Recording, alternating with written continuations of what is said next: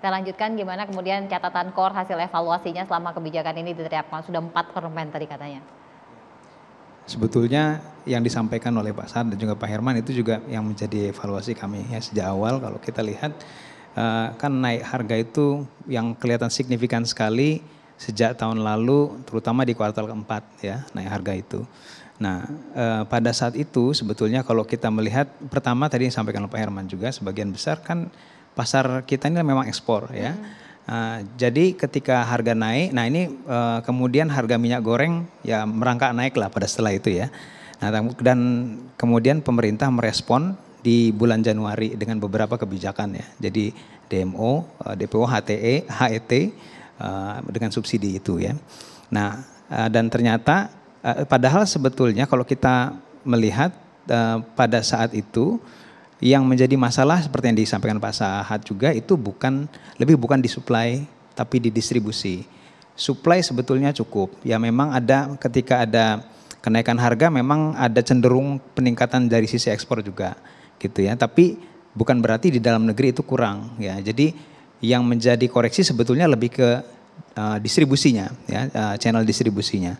Nah, sehingga ketika direspon dengan kebijakan yang juga sampai kepada sisi supply ini jadi merambah kemana-mana ya, merambah kemana-mana termasuk sebelum yang sekarang juga ke industri-industri turunan yang tidak ada hubungannya sama minyak goreng itu sebelumnya ya, ya jadi industri oleh kimia, biodiesel gitu ya, steren semuanya kena ya, jadi istilahnya yang kena getahnya mau nembak tikus pakai granat atau pakai bom kena semua gitu.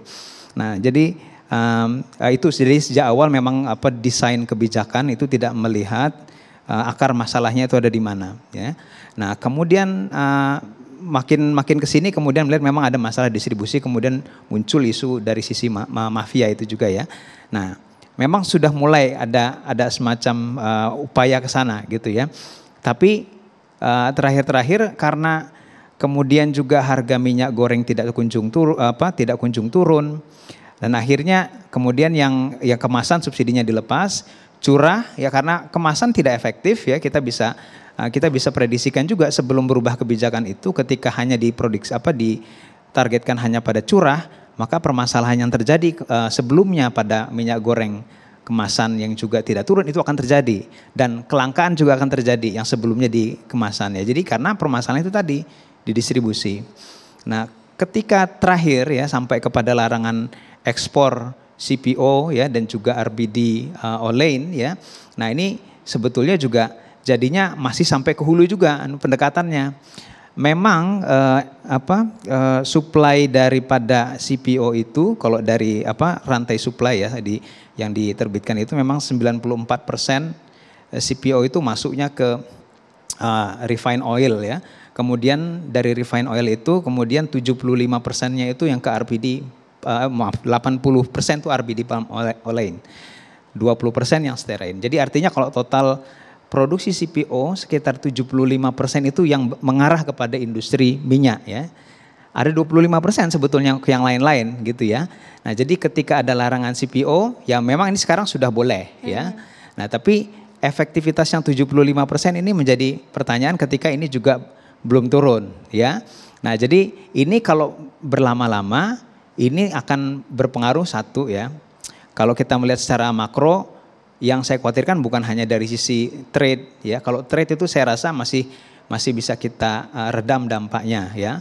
Sebagaimana juga kalau kita lihat kasus larangan batu bara ya di bulan Januari, efek trade-nya tidak terlalu besar gitu ya. Tapi yang kita khawatirkan adalah kalau udah makin lama ke petani ya, kemudian ke pegawai. Dan yang saya khawatirkan lebih jauh juga adalah iklim investasinya ya. Kalau sampai iklim investasinya itu juga mendorong akhirnya orang investor yang tadinya menanamkan di Indonesia kemudian hengkang atau pindah. Nah ini kita rugi, yang lain-lain jadi untung, mungkin Malaysia juga gitu ya. Nah ini dampaknya bisa jadi lebih jangka panjang padahal CPO adalah komoditas andalan kita ya, satu yang punya multiplier effect yang begitu luas gitu. Nah jadi itu yang kita khawatirkan ya, kalau kemudian ini berkepanjangan saya rasa memang efeknya bisa jadi efek dominonya bisa luas begitu. Ya. Pak Bayu, ini concernnya akhirnya jadi semakin dalam terhadap minyak goreng ini. ada carut marut yang tadi kalau kita dengarkan dari hulu ke hilir kayaknya kok masalah semua gitu ya. Sepengalaman Pak Bayu ini dari catatan dan apa yang sudah dilakukan, evaluasi dari Pak Bayu gimana?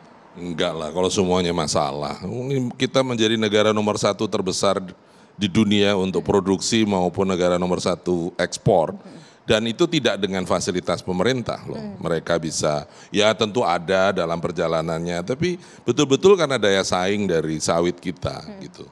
Itu yang pertama menurut saya yang harus kita sadari. Kalau saya sih ingin mengajak justru kita harusnya bangga sama sawit ini. Ini luar biasa. Ya, local kontennya begitu tinggi dan hampir nggak ada hal yang kemudian membuat kita bisa melihat ini nanti akan dimiliki oleh negara lain, mungkin selain tetangga kita Malaysia. Itu yang pertama. Yang kedua, saya kok sangat yakin, tapi ini keyakinan, saya tidak tahu, tapi saya yakin larangan ekspor ini sementara. Ini sebentar, ini bukan sesuatu yang menjadi kebijakan yang permanen. Saya sangat yakin. Para pemimpin kita saya kira sangat menyadari betapa penting dan strategisnya sawit. Oleh sebab itu mungkin lebih produktif jika kita berusaha untuk berkonsentrasi mencari cara memenuhi apa yang diarahkan oleh Bapak Presiden, yaitu gimana caranya supaya untuk kelompok masyarakat berpendapatan rendah, mohon maaf kalau Pak Sahat, Pak Herman beli minyak goreng yang harganya 25.000 ke atas ya silahkan saja. Tapi kelompok masyarakat yang berpendapatan rendah, itulah yang kita usahakan untuk bisa mendapatkan minyak goreng 14.000. Kemudian juga perbedaan harga antara minyak goreng yang untuk kelompok masyarakat ini dengan yang lain, itu harus bisa dihindari sebagai ajang spekulasi. Betul-betul tersasar untuk mereka yang memang membutuhkan gitu. Kalau dua itu bisa dipenuhi, yang pertama sekali lagi, minyak goreng curah untuk kelompok masyarakat berpendapatan rendah, bahkan kalau tidak salah sudah sampai disebutkan poor and near poor, ya, targeted sekali. Itu terpenuhi Rp14.000, tidak ada antrian ini sebagai cerminan untuk tidak ada kelangkaan sebenarnya. Dan juga tidak kemudian menimbulkan spekulasi yang kemudian dijual lagi dan lain-lain. Rasanya sih tidak ada alasan untuk ekspor tidak dibuka lagi, karena ekspor itu menguntungkan bagi kita kok gitu. Nah sekarang bagaimana caranya? Saya setuju tadi dengan beberapa pengamatan bahwa mungkin kalau kita belajar dari proses yang kita lewati dalam 3 bulan terakhir, tampaknya kita memang terlalu berat di sisi supply pendekatan policy-nya.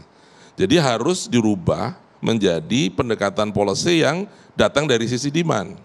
Misalnya, bisa nggak kita pastikan kalau ini kelompok masyarakat ini, mereka berapa sih butuh minyak gorengnya? Paling sehari seliter satu keluarga gitu. Dan mereka tidak akan beli banyak, kenapa? Karena nggak punya cash. Pasti mereka belinya ya 14.000 itu satu hari dipakai buat masak, setelah itu mungkin besok beli lagi gitu. Jadi dia bisa beli 1 liter pagi itu, dan tidak bisa beli lagi, karena kalau dia bisa beli lagi nanti ada yang modalin tuh. Nah kemudian nanti ada penampung. Nah ini sebenarnya yang bikin masalah di belakang hari. Kemudian kalau udah usaha mikro, yang gorengan, yang segala macam, yang dipikul, mungkin 2 liter, 3 liter maksimum sehari. Kenapa kok saya bilang 3 liter? Kalau dengan 14.000 saja, 3 liter tuh hampir 50.000. Modal 50.000 buat tukang gorengan udah besar sekali. Jadi pasti dia nggak akan banyak juga belinya. Nah, tapi besok dia perlu beli, ada lagi. Setuju, kita harus betul-betul memastikan sistem distribusi sampai ke retail, sampai kepada verifikasi orang per orang yang beli. Dan itu sebenarnya Indonesia adalah salah satu championnya melakukan itu. Gampangnya? Bukan Gojek, Tokopedia, pakai teknologi dong. Pakai aplikasi yang memungkinkan mereka kemudian hanya sekedar katakanlah di scan KTP, dia sudah pada hari itu Pak saat di scan KTP-nya udah nggak bisa beli lagi, sekali beli itu aja. Tapi besok datang lagi bisa ada lagi dan seterusnya, dan itu 14.000. Yang juga harus kita perhatikan adalah kalau nanti ini dibuka ekspornya, yang 14.000 di masyarakat berpendapatan rendah itu nggak boleh naik, harus tetap terjaga. Sekarang sih di situ berarti. Iya, sekarang misalnya karena dibanjiri ini supply banyak, ya kan? Dan maka harga mulai menurun tadi katanya. Tapi kalau itu yang dipakai, pada saat nanti ekspornya dibuka, supply berkurang lagi, harga pasti naik. Itu yang nggak boleh. Jadi menurut saya, yang kita bangun, dan ini mohon restu Pak Herman di DPR tentunya, saya kira harus kita sarankan pada pemerintah untuk membangun sebuah bisnis model baru di minyak gorengan Indonesia. Ibaratnya Pak Sahat, kalau Anda mau bisnis minyak goreng di Indonesia, maka Anda harus penuhi ini dulu nih, yang 14.000 ini, ya itu mungkin 10%, 15% dari your business, 90%-nya silahkan market mechanism. Tapi you have obligation DMO untuk itu. Nah, kita tidak usah bilang DMO, nanti salah tapi lagi. intinya setiap kegiatan usaha minyak goreng akan punya model demikian. Menurut saya ini kok bisa dan pakai teknologi. Kita sekarang udah bisa mengelola 10.000 bahkan 100 juta pun data itu bisa terkelola dengan baik, dengan rapi dan nggak ada masalah gitu. Misalnya juga, apakah di retail kita punya? Punya. Alfamart itu sudah 18.000, Indomart sudah kira-kira 15.000 titik. Kalau 2 itu saja, itu sudah 33.000, 35.000, itu sudah seluruh Indonesia tercover. Pada sisi retail, mungkin tidak usah pakai itu, saya ngambil contoh saja bahwa ada dan bisa. Nah kalau kita mau, rasanya ini sesuatu, ada prospek yang sangat jelas dan kuat untuk bisa pada saatnya Presiden akan melihat, oh iya rakyat yang kurang mampu sudah terpenuhi kebutuhannya dan tidak ada alasan untuk menahan ekspor. Karena Indonesia ingin ekspor, kita bukan tidak ingin ekspor. Ada model bisnis yang kemudian mesti dimodifikasi supaya kalau kita bicara tentang teknologi, bagaimana kemudian mensiasati yang masih belum terjangkau dengan teknologi ini, termasuk juga data yang by name by address itu tadi supaya benar-benar tepat sasaran agar tidak terus bertambah kebutuhan subsidinya tadi yang kalau Pak Sahat saya boleh garis bawahi disampaikan. Sesaat lagi kita akan lanjutkan, tetaplah bersama kami.